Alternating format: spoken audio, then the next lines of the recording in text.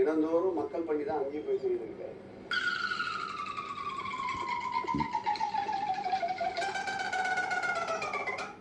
ஐயோ உருட்டு நல்லாவே உருட்டு செக்ல ஆட்டின சுத்தமான உருட்டு. 2026ஆம் ஆண்டு மட்டும் இல்ல 2031ஆம் ஆண்டு கூட தமிழகத்தில் திமுக ஆட்சியே வரும் அப்படின்னு சொல்லி ஊட்டியில வந்து பதக்கம் பற்றி தொடங்கி வச்ச முதலமைச்சர் கருணாநிதி தெரிவிச்சிருக்காரு. ஐயா ஊட்டியில கொஞ்சம் வெயில் குறைவுங்க ஐயா. வெயில் குறைவா இருந்தா எதோ பேசட்டும்.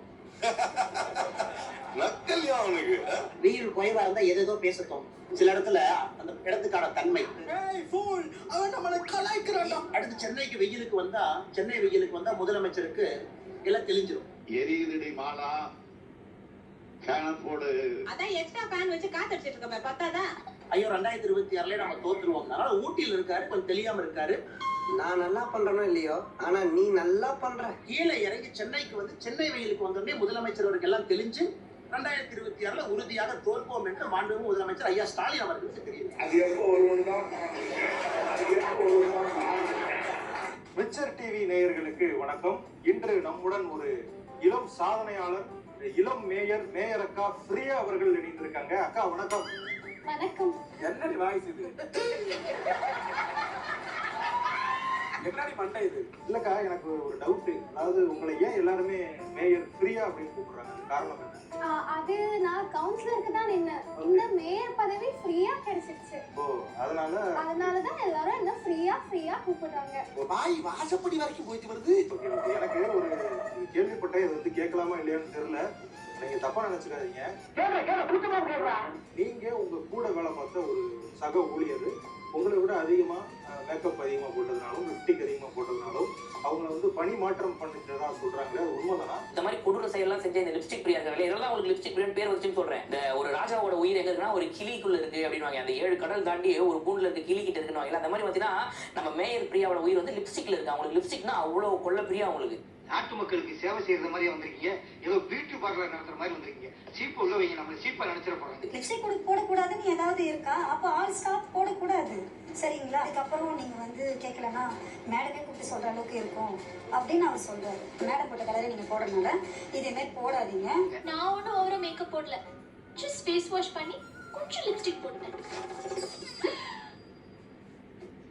என்னது அது ஜஸ்ட் க்ரீம். என்கிட்ட இன்னும் 3 ஃப்ளேவர்ஸ் இருக்கு. இதுவே ஜாஸ்தி.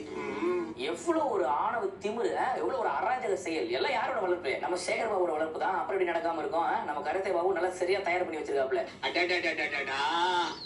கவர்மெண்ட் ரேஞ்சுக்கு நம்ம மேட்டர் போயிடுச்சா? மாண்புமிகு அமைச்சர் அண்ணன் சேகர் பாபு அவர்கள் வந்து எனக்கு ரொம்ப பெரிய சப்போர்ட். ஏன்னா ஃபுல் அண்ட் ஃபுல் அவர் தான் எனக்கு கைட் பண்றாங்க.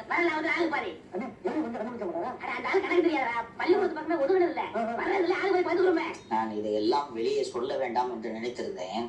ஒரு 3-4 மாதங்கள் இருக்கும். அண்ணன் நேரு அவர்களுக்கும் சேகர் பாபு அவர்களுக்கும் தெரியாமல் திருமதி பிரியா அவர்கள் தனியாக கட்டிங் போட தொடங்கி இருந்தார். கட்சியில சேர்ந்து என்ன பண்ண போற? ஏதோ ஒரு 4 காசு சம்பாதிப்பேன். உனக்கு காசு சம்பாதிக்கணும் அவ்வளவுதானே? ஆமாயா, நான் ஏற்பாடு பண்றேன். அவர் ஆசையா? அதிகமா மேக்கப் போட்டாங்கன்னா மாத்தல, அவங்க ஒழுங்கா வேலை பார்க்கல, அதுக்காக தான் மாத்தினேன். எனக்கு வேற ஏதாவது சந்தேகம் ஏன்லையா? ஆனா இந்த காலகட்டத்திலேயே பாத்தீங்க அப்படின்னா கொசு எங்கெங்கெல்லாம் கிடைக்குது தெரியுமா? நைட்டு தூக்க முடியல, அப்படி கிடைக்குது. நைட்டு கரண்ட் வேற போய் தொலைஞ்சிருது. இப்படி இருக்கிற ஒரு சூழ்நிலையில நீங்க இந்த கொசு ஒழிப்புக்கு என்ன நடவடிக்கை எடுத்திருக்கீங்க? கொசு உடைக்கிறதா பிரைஸ் தான். ஏன் மணி கொசுவை உடைக்கிறது அவ்வளவு நல்லதா படலைங்கண்ணா. இந்த கொசு மருந்து வியாபாரம் இருக்குங்களே, அது நம்ம ஸ்டேட்ல மட்டும் 7000 கோடிக்கு மேல வியாபாரம் ஆகுதுங்க. நமக்கு வருஷம் ஒண்ணுக்கு 700 கோடி கமிஷனா வந்துட்டு இருக்கு. அதை நம்மளால முடியல. 700 கோடி நம்மளுக்கு கமிஷன் வந்துட்டு இருக்கா? வந்துட்டு இருக்குதுங்க. இப்போ நீங்க வந்து கொசு நிறைய இருக்கிறதுக்கு என்ன காரணம் அப்படின்னு பாத்தீங்கன்னா, இப்ப மக்கள் எல்லாரும் வந்து தண்ணி அங்க